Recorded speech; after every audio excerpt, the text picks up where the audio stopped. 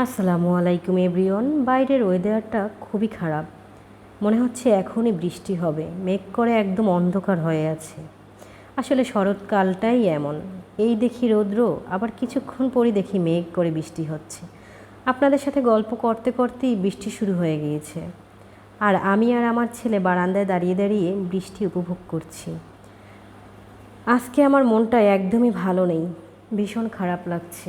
তাই ভাবছি কি করব।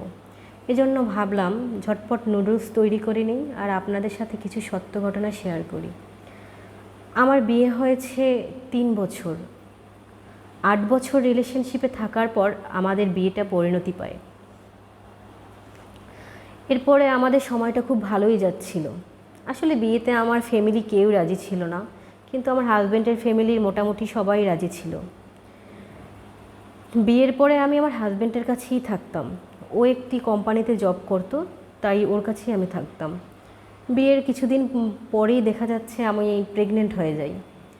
প্রেগনেন্ট হওয়ার পর সুস্থই ছিলাম, কিন্তু লাস্ট স্টেজে গিয়ে দেখা যায় আমি অসুস্থ হয়ে পড়ি অনেক।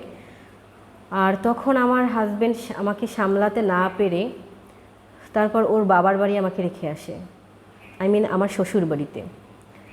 শ্বশুরবাড়িতে আমার শাশুড়ি আর ননদ থাকতো, তো ওদের সাথে ভালোই সময় কাটছিল।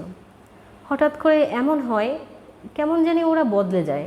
ওরা জানি কেমন বুঝতেই চাচ্ছে না যে আমি অসুস্থ আর আমার পক্ষে কাজ করা সম্ভব না।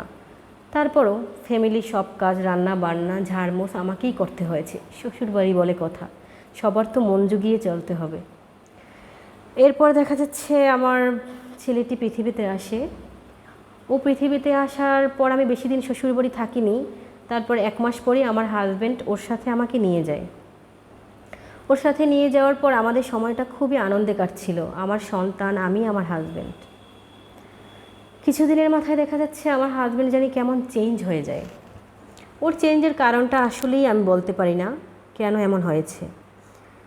ও অকারণেই আমার গায়ে হাত তুলতো।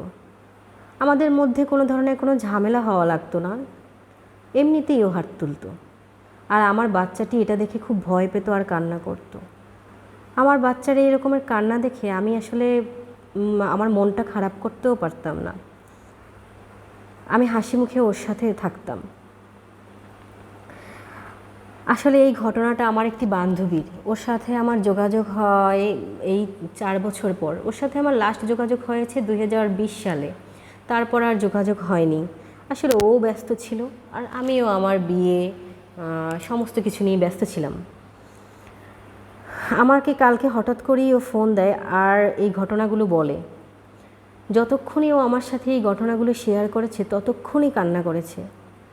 আসলে ভালোবাসা রং বদলায়।